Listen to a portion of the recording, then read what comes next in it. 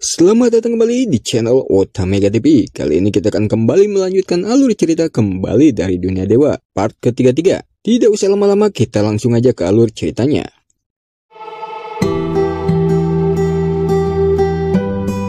Di part sebelumnya, berakhir di mana Sututu dan Chen Sangsang digantung di depan gerbang kota dan dijadikan umpan agar King keluar dari tempat persembunyiannya. Sututu dan Chen Sangsang digantung di depan gerbang disaksikan ratusan orang. Di antara orang-orang itu, terlihat ada Kiling yang sedang memantau situasi di sana. Kiling yang menyelinap di antara orang-orang itu, dia merasakan ada 8 kultivator alam raja yang berjaga di dalam kota. Dia pun segera pergi untuk memberitahu tentang ini kepada King. Namun pergerakan Kiling diketahui Ying Pusu, tuan muda dari keluarga Ying, dan 2 kultivator alam raja kekaisaran Yongheng yang bernama Ren Wu dan Ren Liu. Mereka mengetahui Kiling adalah roh purba yang sudah berubah wujud menjadi manusia. Mereka berdua berniat menangkapnya untuk mendapatkan darah Kiling, dan mereka pun mengikuti Kiling secara diam-diam. Ketika berada di dalam hutan, Ying Pusu dan orang-orang itu menghadang Kiling, dan Pusu bilang, "Kau adalah binatang roh peliharaan King kan? Dan namamu Kiling bukan?"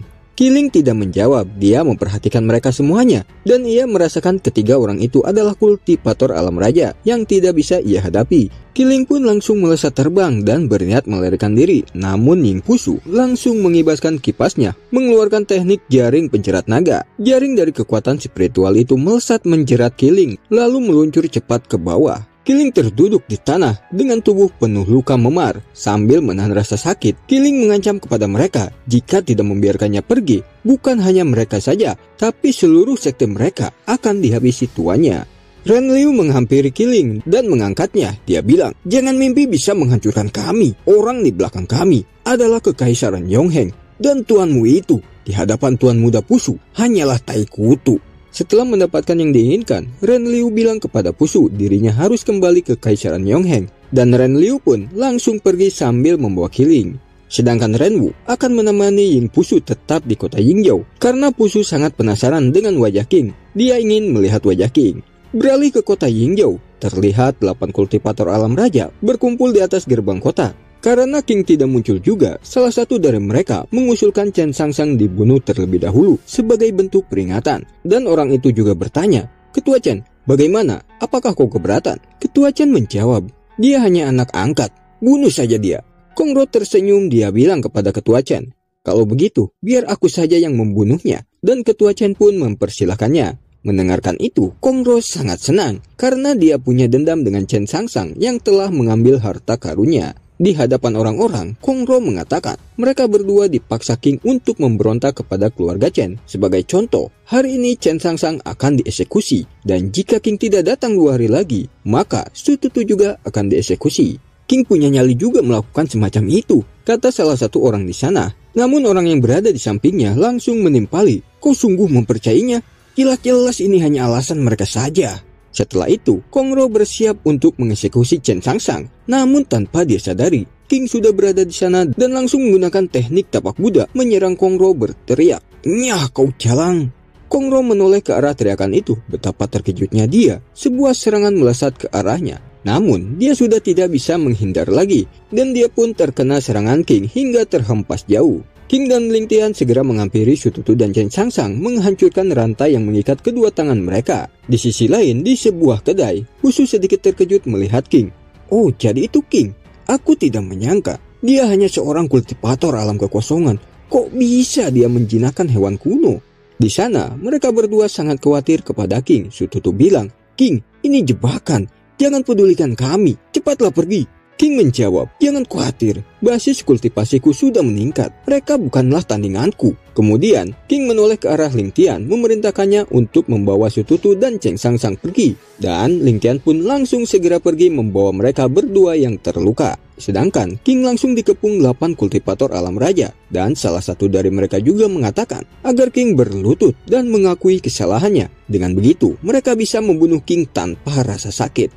King tersenyum tipis dan dia bilang, "Kalian tidak layak bicara seperti itu kepadaku." Kesal telah diremehkan, si kumis yang bernama Xiao menyerang King dengan menggunakan teknik penjara abadi. Di saat bersamaan, King juga menggunakan teknik tapak Buddha melesat menghancurkan teknik milik Xiao. Tapi tidak sampai di situ saja. Serangan tapak Buddha itu menghempaskan Xiao hingga dia terjungkal, membuat orang-orang yang melihatnya terkejut dan menganga, tak mampu berkata-kata. Kali ini, giliran pria yang bernama Luo yang akan menyerang King. Dia mengeluarkan busur panahnya langsung menyerang. King juga tidak tinggal diam. Dia langsung mengeluarkan teknik jari petir pembunuh, melesat menghancurkan serangan Luo dan langsung mengenai Luo hingga dia terhempas ke hadapan para kultivator itu. Lalu dia pun mati. Mereka semua terdiam, tidak percaya melihat King bisa membunuh kultivator alam raja hanya dengan satu serangan. Kemudian King memprovokasi dan menantang 6 kultivator alam raja yang tersisa. Ketua suku burung rok yang terprovokasi dan juga punya dendam kepada King karena King telah membunuh anaknya, mengajak Kongro bekerja sama membunuh King. Tentu Kongro menyetujuinya karena King telah mencuri hartanya. Mereka berdua langsung terbang ke udara bertransformasi ke wujud asli mereka dan mengkombinasikan serangan mereka. Serangan itu bernama api rok dan merak pembakar surga. Serangan mereka melesat tepat ke arah King berdiri, lalu meledak dan kepulan asap pun menyelimuti area itu. Kongro dan ketua suku burung rok sangat senang melihat King tidak menghindari serangan mereka dan mereka berpikir King telah mati. Namun rasa senang mereka hanya sebentar ketika melihat King muncul dari balik asap dan tidak tergores 1 inci pun.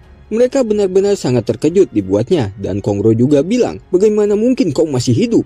Jangankan api langit palsu, api langit asli pun tidak akan bisa membunuhku. Akan ku buat mata kalian terbuka," kata King sambil memanggil hati api King Lian. Kongro dan ketua suku burung rok sangat terkejut dan juga panik. Mereka bilang, "Apa? Ini api langit. Bagaimana mungkin King bisa memiliki api langit ini?" King langsung memerintahkan King Lian menyerang mereka berdua. Lihat itu mereka langsung menggunakan ki pelindung. Namun serangan King Lian begitu dahsyat. Ki pelindung hancur berkeping-keping dan mereka berdua tak berdaya penuh luka. King menatap mereka dan dia bilang, "Ada kata-kata terakhir?" Mendengarkan itu, Kongro dan ketua suku burung rok sangat ketakutan, meminta pertolongan kepada ketua Chen dan yang lainnya. Namun mereka mendengar jawaban yang tidak disangka-sangka dari ketua Chen yang mengatakan, "Silahkan kalian kalau mau membantu mereka. Aku tidak mau. Aku tidak mau mati seperti kultivator alam Raja Luo." Karena tidak ada yang membantu mereka berdua, King berniat menanamkan benih iblis ke tubuh mereka berdua. Namun Pusu dan Renwu mendatangi King dan menghentikan tindakan King. Pusu menatap dengan tajam. Dia bilang, "King, kuperintahkan kau segera melepaskan ketua suku burung rok dan berikan teknik kultivasimu itu. Jika tidak, kau akan mati mengenaskan." King tersenyum menjawab, "Aku rasa kau tidak benar-benar ingin menolong ketua suku burung rok, melainkan kau ingin teknikku ini. Kalau begitu, maaf saja, kau tidak bisa mendapatkan teknikku ini." King langsung menanamkan benih iblis ke tubuh ketua suku burung rok, menghisap basis kultivasi dan energi kehidupannya sehingga dia langsung mati. Pusu yang makin kesal mengeluarkan auranya dan dia bilang, "Kurang ajar, berani-beraninya kau melawan perintahku." King tersenyum sambil menyilangkan tangannya menjawab, "Memangnya kau siapa?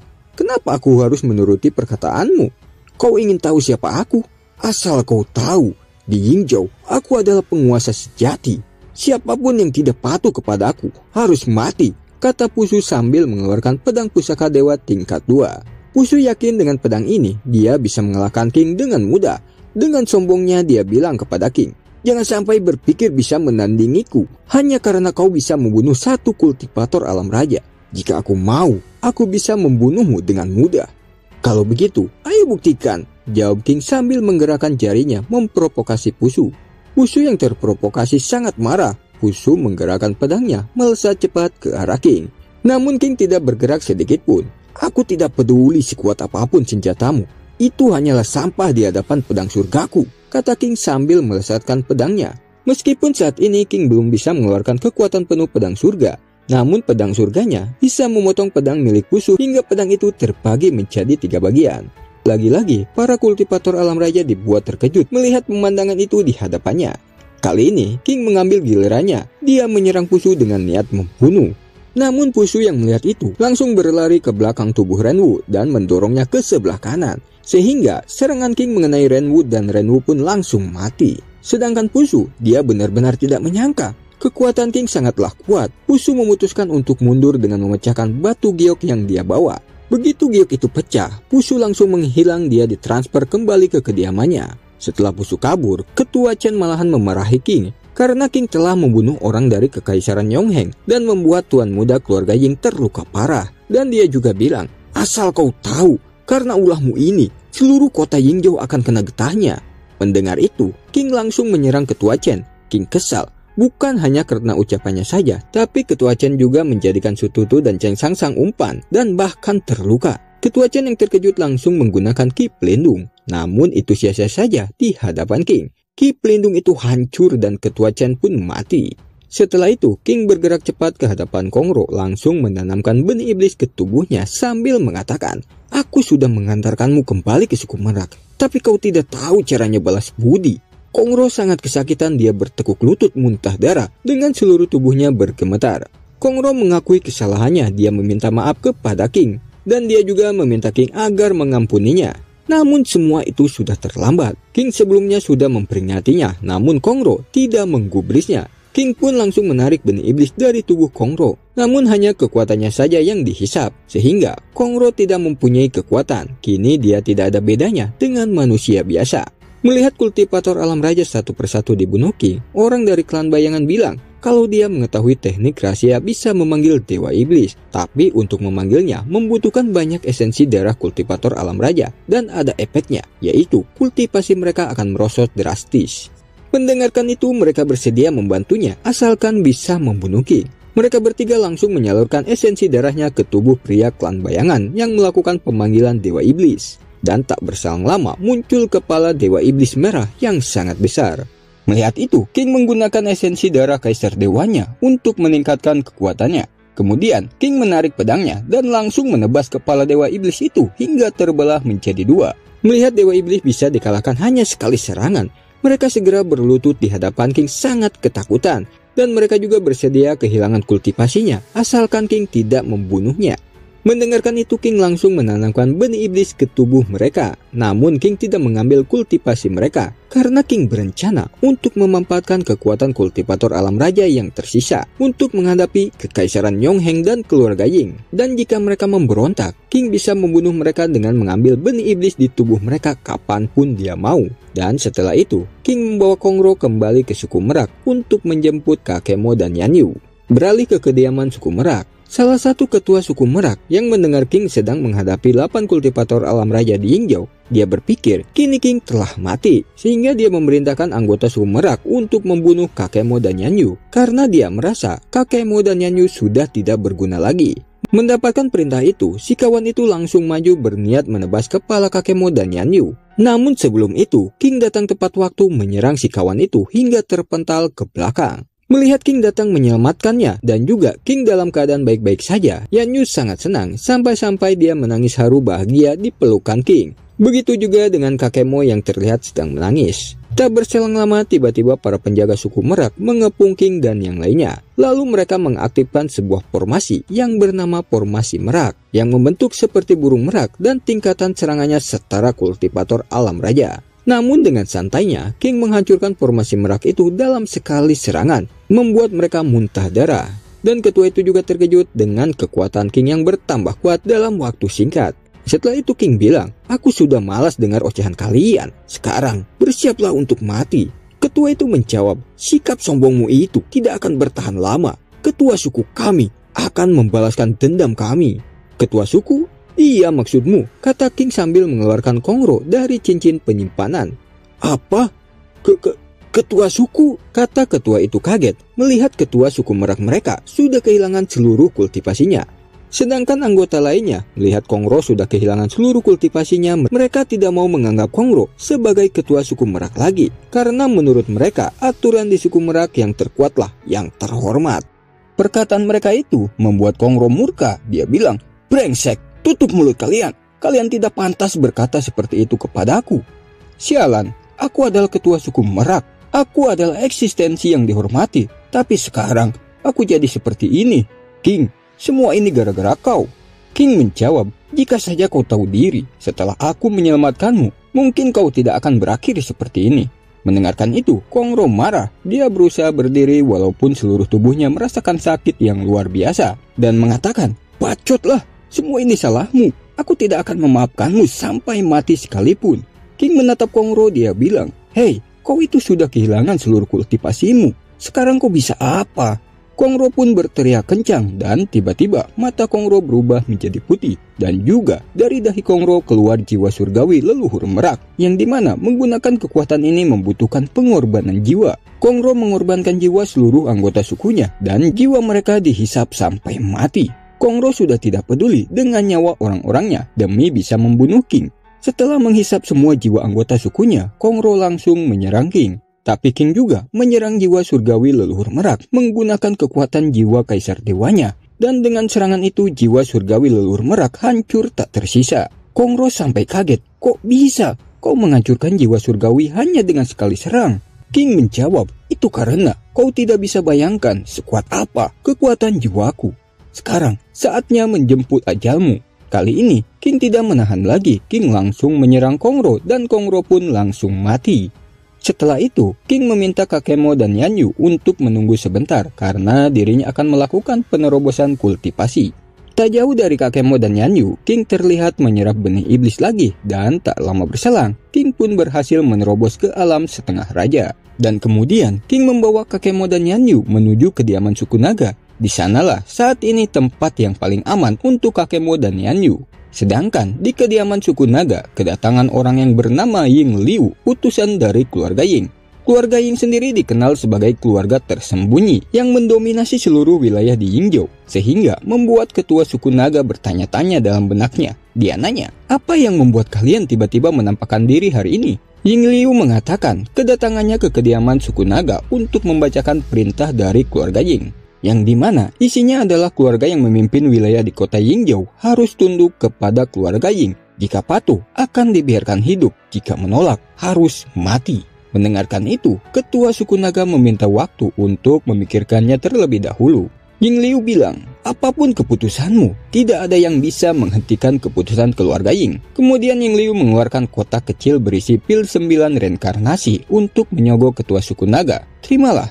"Apa maksudmu?" kata ketua suku naga kaget. Lalu dia tersadar, dia mengebrak meja di hadapannya dan bilang, "Kalau aku mengambilnya, itu sama saja aku menyerahkan nyawaku. Kalian sudah keterlaluan." "Sepertinya kau salah paham, ketua suku naga," katanya sambil melemparkan kotak pil ke hadapan ketua suku naga. Dan Ying Liu kembali bilang, "Sejak awal, kami memang tidak berniat bernegosiasi denganmu. Ini adalah perintah mutlak."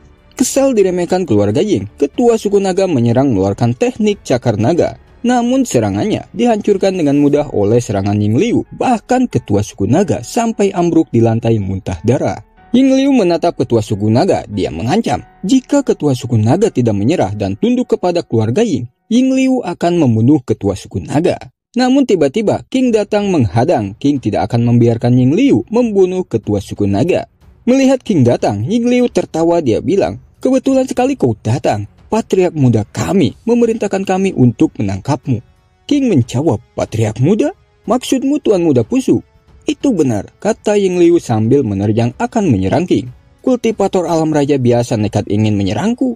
Itu sama saja cari mati," kata King sambil menyerang Ying Liu dengan teknik tapak kuda. Ying Liu dengan percaya diri tetap maju. Dia pikir bisa menghancurkan teknik milik King. Namun dia terhempas muntah darah sangat kesakitan. King mendekati Ying Liu yang terkapar. King menginjaknya dan bertanya, "Berapa kultivator alam raja di keluarga Ying?"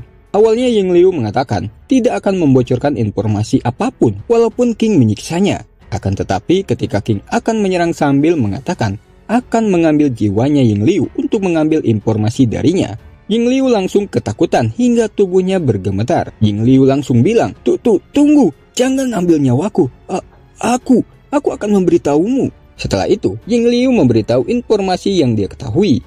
Selain dirinya, ada 15 kultivator alam raja dan masih banyak kultivator di bawah alam raja. Selain itu, ada satu kultivator alam setengah kaisar. Mendengar itu, King tidak gentar sedikit pun. Malahan bagi King, mereka hanyalah benih iblis berkualitas tinggi. Setelah itu King membunuh Ying Liu dan mengambil kultivasi dan jiwanya dengan benih iblis. Dan kemudian ketua suku naga memberitahu King kalau saat ini keluarga Ying berada di kediaman keluarga Yun dan ketua suku naga memutuskan ikut dengan King. Lalu mereka berdua langsung terbang menuju kediaman keluarga Yun. Beralih di kediaman keluarga Yun, terlihat banyak mayat yang tergeletak entah dari pihak mana. Sedangkan kultivator Qiu dan kultivator Yun sedang menghadapi orang kiriman keluarga Ying yang bernama Ying Xiwu. Namun mereka terkena serangan Ying Xiwu. Mereka berdua tidak mampu menghadapi kekuatan Ying Xiwu walaupun mereka berdua. Ying Xiwu bilang kepada mereka berdua, "Kusarankan kalian untuk berhenti melawanku. Lebih baik ambil pil 79 perubahan hati ini dan seseorang sedang mengurus ketua suku naga." Kultivator Qiu menjawab, "Kami tidak akan menyerahkan diri kepada kalian, sekalipun nyawa taruhannya."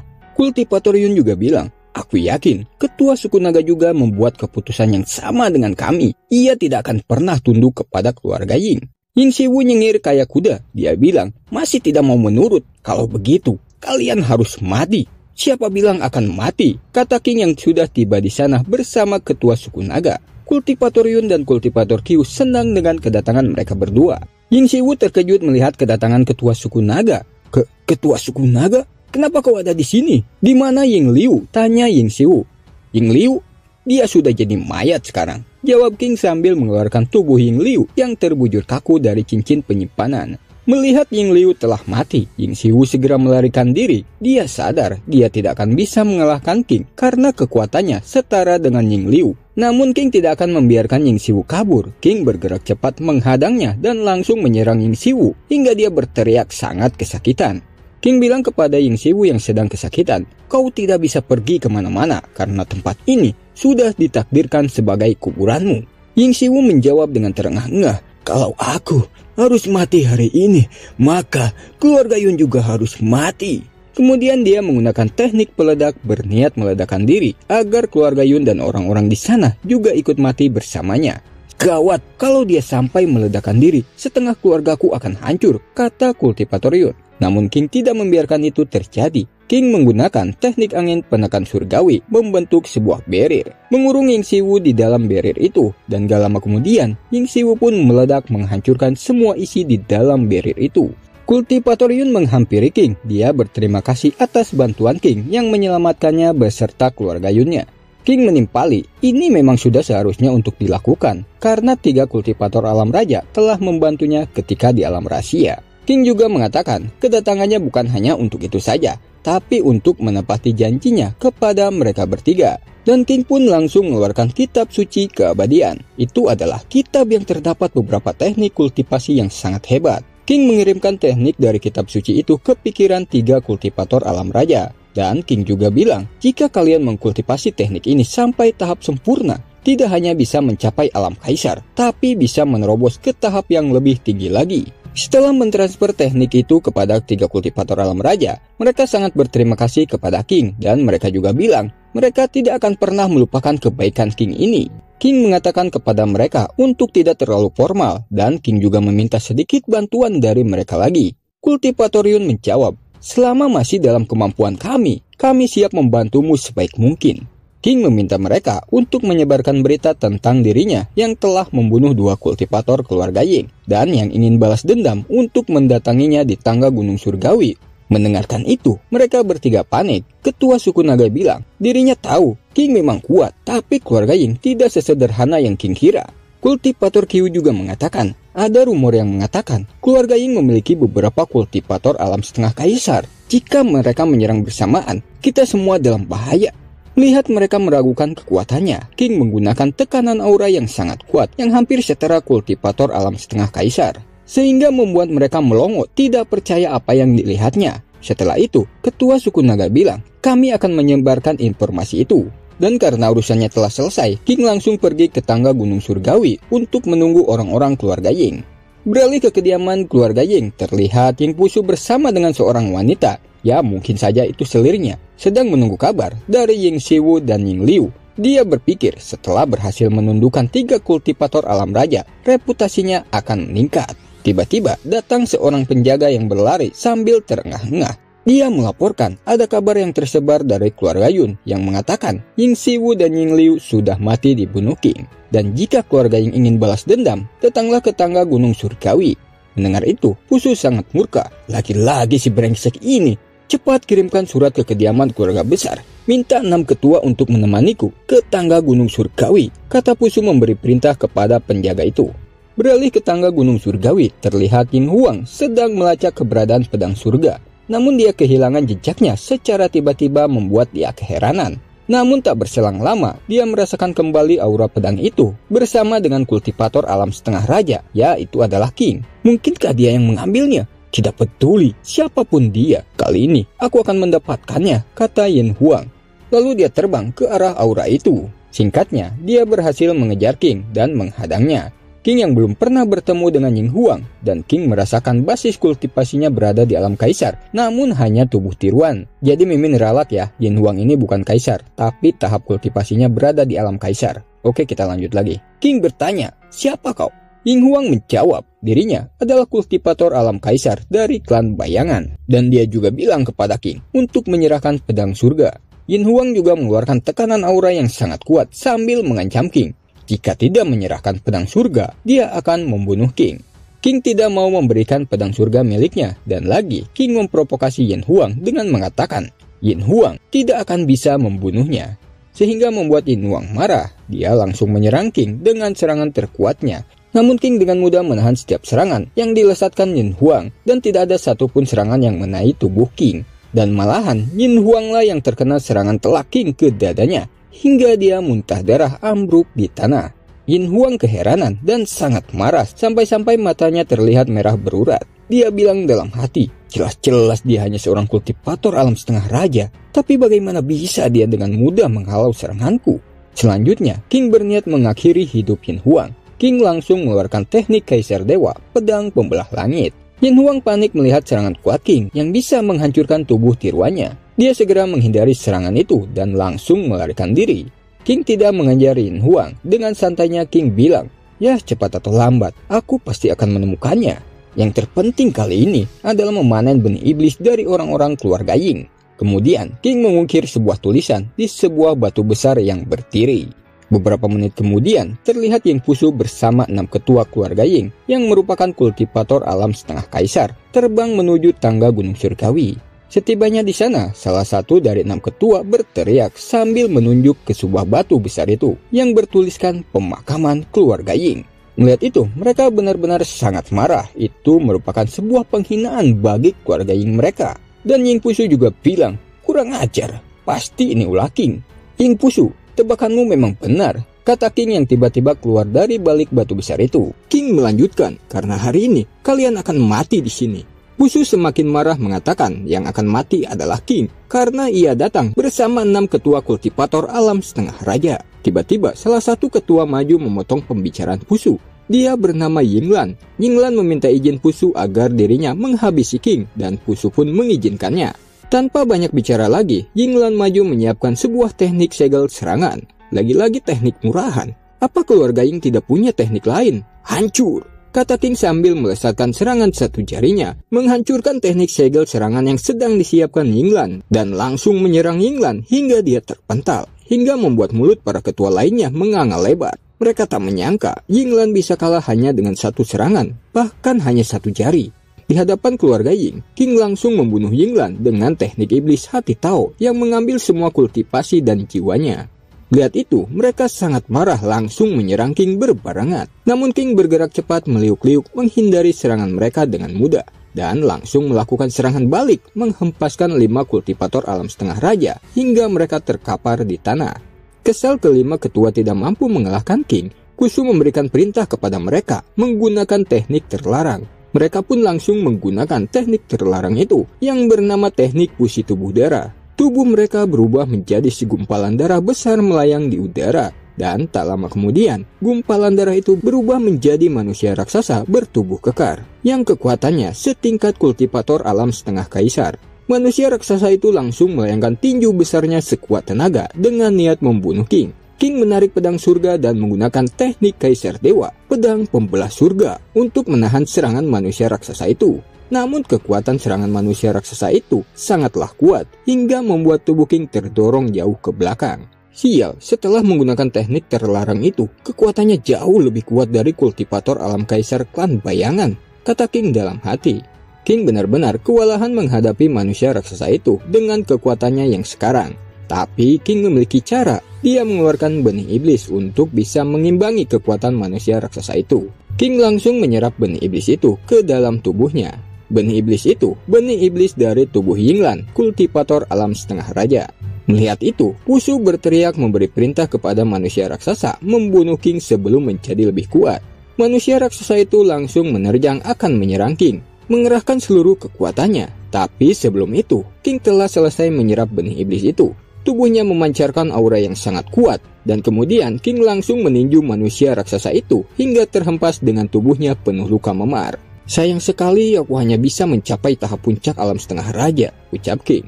Mendengar King berbicara seperti itu, Pusu tertawa senang. Dia bilang, kukira kau akan langsung menerobos alam raja, tapi sepertinya kau gagal. Manusia raksasa itu juga bilang, tahap puncak alam setengah raja tetap saja masih memiliki perbedaan dengan alam raja. Kau sama sekali bukan tandinganku. King menjawab, oh begitukah? Tapi aku malahan merasa bisa membunuh kalian hanya dengan satu jari saja.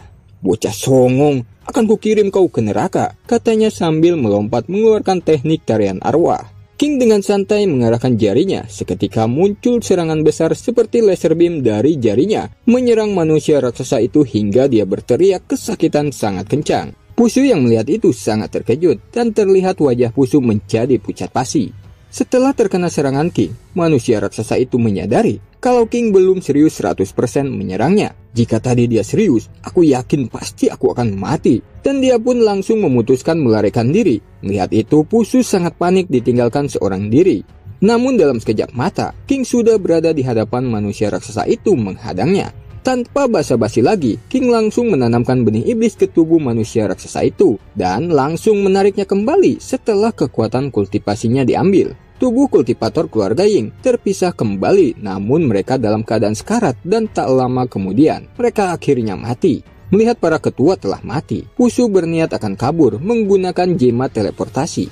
Namun King langsung mengurung Pusu menggunakan segel agung surgawi. King tidak akan membiarkan Pusu kabur untuk kedua kalinya. Percuma saja, ini adalah jimat teleportasi khusus yang dibuat oleh ayahku. King, selamat tinggal, kata Pusu kepada King sambil menghancurkan jimat itu. Namun ketika jimat itu hancur, Pusu tetap berada di dalam. Dia pun sangat keheranan. King menjawab, segel agung surgawi ini bisa menyegel satu negara. Mana mungkin jimat teleportasi biasa bisa membatalkan segel ini? Sekarang, terimalah ajalmu. King langsung melesatkan serangannya, namun tiba-tiba ayah Pusu datang menghalau serangan King dengan mudahnya. King menatap ayah Pusu, dia bilang, kultivator alam kaisar keluarga Ying? Tidak, ini hanya tubuh tiruan, bantah King dalam hati. Pusu merengek mengadu kepada ayahnya yang bernama Ying Huang, meminta ayahnya membalaskan kematian 6 ketua yang dibunuh King, dan dia juga bilang King telah menghinanya. Namun ayah Pusu menjawab, ini bukan tubuh asliku, aku akan mengurusnya lain kali, ayo kita kembali. King melesatkan pukulannya yang dialiri petir, sambil mengatakan, ingin pergi? Tidak semudah itu, rasakan dulu pukulanku. Lancang, berani-beraninya menantangku, kau cari mati, kata Ying Huang mengeluarkan kekuatannya, menahan serangan King. Tuburukan kekuatan itu menghasilkan ledakan yang sangat besar, King dan Ying Huang terpental ke belakang. Ying Huang terkejut King bisa melukai tangannya hingga darah terus mengalir. Sedangkan King baik-baik saja tanpa tergores sedikit pun. King bilang kepada Ying Huang, inikah kultivator alam kaisar keluarga Ying? Ternyata biasa-biasa saja. Ying Huang menghampiri Pusu dan merangkulnya, mengatakan, lain kali tubuh asliku yang akan mendatangimu, kau pasti akan mati. Lalu mereka pun melesat pergi secepat kilat. Setelah itu, King menyerap satu benih iblis, namun setelah setengah jam kemudian, kultivasi King tetap tidak ada peningkatan, tetap berada di alam setengah raja. King yang penasaran kembali menyerap benih iblis lagi, namun setelah 1 jam berlalu, King tetap belum menerobosnya juga. King kembali menyerap benih iblis yang ketiga kalinya, namun lagi-lagi setelah 2 jam berlalu, hasilnya tetap sama saja. King berpikir keras mencari tahu apa yang membuatnya menjadi seperti ini. Namun setelah lama berpikir, King merasa tidak pernah melakukan kesalahan dalam berkultivasi. Tak lama berselang, tiba-tiba 2 prasasti penyegel iblis keluar dengan sendirinya dari kepala King. Dan bersama munculnya si kakek penjelajah waktu. Dia bilang, aku sangat kecewa kepadamu, kau telah melakukan kesalahan, kau harus menebusnya. King menjawab, kesalahan? Aku tidak tahu apa maksudmu. Dia kembali bilang, teknik iblis hati tahu adalah kesalahan. Menggunakan teknik iblis hati tahu adalah mengambil basis kultivasi orang lain untuk meningkatkan kultivasi diri sendiri. Ini merupakan hasil kerja iblis yang tidak bisa dimaafkan langit. Walaupun teknik ini berguna, tapi ada sisi buruknya untukmu. Mendengarkan itu, akhirnya King tersadar akan kesalahan yang diperbuatnya. Dan King bertanya kepada si kakek penjelajah waktu, bagaimana cara untuk menebus kesalahannya. Dia menjawab dengan teknik Kaisar Dewa Yunsuan dan prasasti penyegel iblis bagian ketiga. Pergilah ke dunia bawah dan cari mereka. King tidak menyangka King bisa menebusnya dengan teknik Kaisar Dewa Yunsuan, karena Kaisar Dewa Yunsuan adalah salah satu 10 besar Kaisar Dewa di dunia dewa yang pernah ditipu oleh King. Setelah itu, si kakek penjelajah waktu menghilang dan 2 prasasti penyegel iblis kembali ke dalam kepala King. Dan kemudian, King langsung pergi menuju ke tempat yang bernama dunia bawah. Dan cerita kali ini pun berakhir. Tunggu kelanjutan perjalanan King menuju dunia bawah. Tetap di channel Otamega TV.